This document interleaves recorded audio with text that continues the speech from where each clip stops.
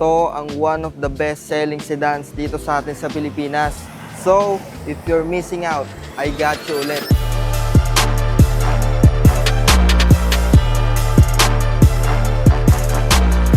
Good morning guys. So meron tayo dito 2023 Toyota Vios XLE automatic transmission.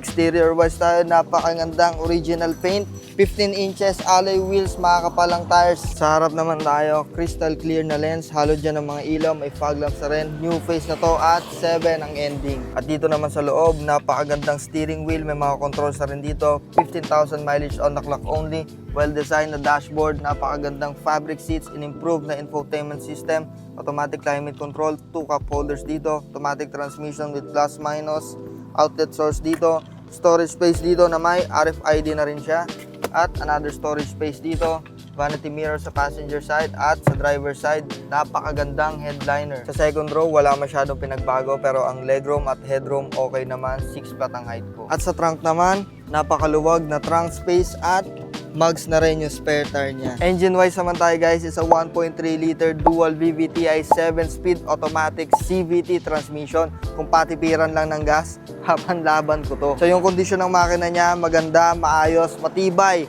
Syempre Toyota to, napakadaming pyesa, kahit sa ang drugstore may available na pyesa. So this is the 2023 Toyota Vios XLE automatic transmission.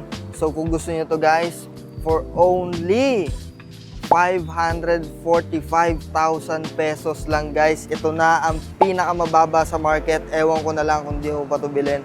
So pwede ito sa financing, trade-in, and cash transactions. Thank you guys. Tawag ka na. Peace out.